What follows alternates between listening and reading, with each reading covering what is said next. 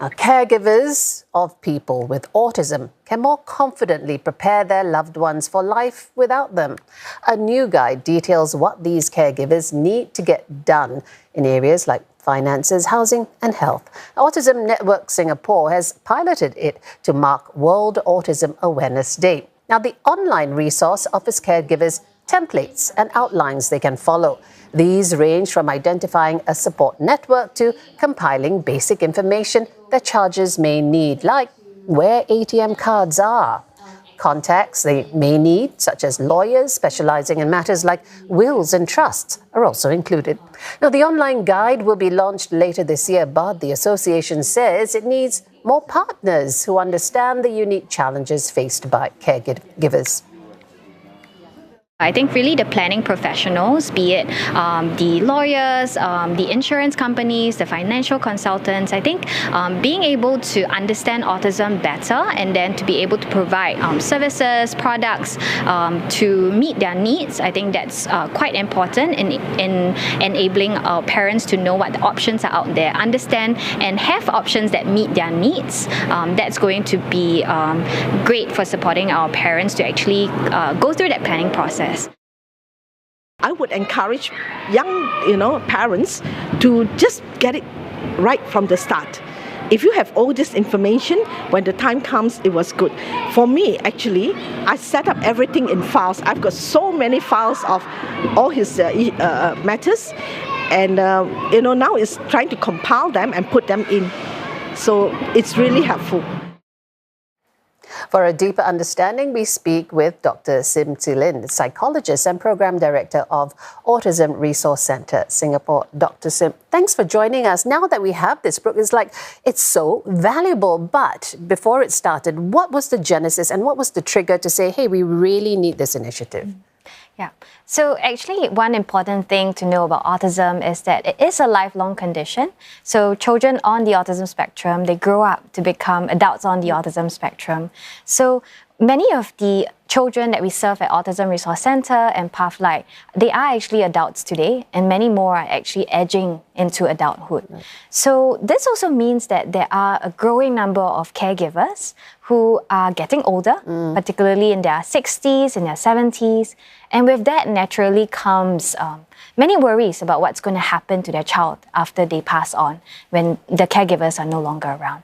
So we really thought it was timely for us to launch a guide like this to support caregivers with planning, to get started on planning, and for them to be able to be assured that their child can continue to thrive even after their caregivers are no longer around.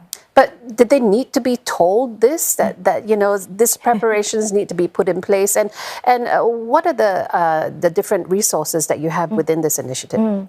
Yeah. So actually the thing is that, do parents need to be told this? Probably not. Parents do feel the need to do it. Caregivers do feel the need to do it. And actually, what's interesting is there are actually books and online resources out there currently available on the topic of future care planning. But there seems to be a chasm between caregivers and being able to actually start planning. So very few caregivers are actually going through that process. And when we talk to them, they tell us that why they're not doing it is because it's too laborious, and for some of them it feels really overwhelming, all of the information that they have to go through. So we really wanted to put this guide together to make things simple for our caregivers to get started, to just help them keep focused on what's meaningful for them, keep it simple. And one thing that we really wanted to change was also to shift their mindset from one that's rooted in a place of fear to a place of hope. So rather than being scared into planning, but to feel hopeful about the future and be excited about planning for the future of their child. So I want to know how long was this in the making in the first place, and what were some of the resources that went into it, the topics that are important? So it took quite a while actually. We started working on the playbook after the publication of our Autism Enabling Master Plan, which was in 2021. Quite a while ago now. So we did spend quite a bit of time working on this. So it took a long time because we really had to get through all of the information, both globally and locally, to really collate all the knowledge, information there is about future care planning. And we just had volumes of material to go through. We actually learned that that's really difficult for us to go through, and also difficult for caregivers, actually. So we worked on it. We needed time to put it together, to simplify it after that. And with the simplification and also talking to different caregivers, we figured out, hey, what are the key things about an ordinary life? And that's how we decided to focus on the core topics of health, housing arrangements, meaningful engagements, as well as financial matters. I mean, even for a normal person, you know, it's hard to know what's out there, right? Which lawyer to go to. I can imagine that's, you know, double for people with caregiving autistic people. So from your experience, I mean, you obviously had to test drive this initiative with people who are actually out there and living this experience. What has their feedback been to you? Yeah, so we actually complemented the playbook with facilitated planning workshops. So we brought parents together, we guided them through. So one thing was that we were very heartened to hear from parents that this was actually quite useful for them. They found it very well organized, very well structured. They were able to use it.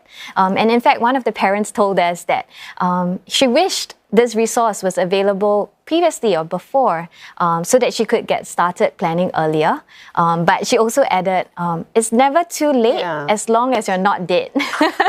So she told us that. So it was good to hear that it was helpful. But parents also did, and caregivers did give us other suggestions, such as having more samples to provide, to reflect the diversity of profiles on the autism spectrum. Right. So one of the things that we did include in our playbook is actually a sample to allow parents, caregivers to see how might you fill up the templates, provide the information for a child on the spectrum, an adult on the spectrum named John. So it's a pseudonym, but it provides caregivers a sense of what sort of information would go in there. How do you think about the financial planning? What kind of health care records should be there? But that's just one sample of one profile of a person on the spectrum. But because the spectrum is so wide, there's a lot of different support needs, levels of support needs for people on the spectrum. And families are also very different. They have different arrangements, they have different configurations, they have different means. So caregivers wanted us to provide additional samples to see how the planning might look like for different profiles on the spectrum and different profiles of families. And that's something we're working on, including into the playbook. So it's a work in progress still. But you know, you talked about the initiative having many different pillars, the legal aspects they need to know, health aspects, you know, that sort of thing. What was the most challenging for the caregivers to sort of get into, you know? So I think what was really challenging for caregivers when they were working on this, I would say really is the financial piece. So money matters. So there is a lot of assumptions that caregivers have to make about the future of their child. And I think it's stressful and anxiety-provoking for these caregivers, because knowing that many adults on the spectrum, individuals on the spectrum, are unemployed or underemployed, many caregivers actually feel responsible. They feel pressured to make sure that there is enough money available for the future to meet the lifetime expenses of their child. So that's very difficult. And when they go through the Money Matters module, they do start to find it difficult to think about how they can look at the shortfall to make sure there's enough money for them. So there is quite a lot of anxiety going into that, and there's also a lot of calculations involved, so that makes it difficult for the caregivers. But what we're doing is to actually complement the playbook with workshops, so that they get support from the facilitators, and they also get supports from other caregivers who are there to actually journey with them. It's a community, right? You don't just give them the resource and say, here it is, but you actually follow up after that. And they get to hear from other caregivers too. Absolutely. Thank you so much for coming in and enlightening us on all this. Thank I've you. been speaking there with Dr. Sim Zi Lin from Autism Resource Centre Singapore.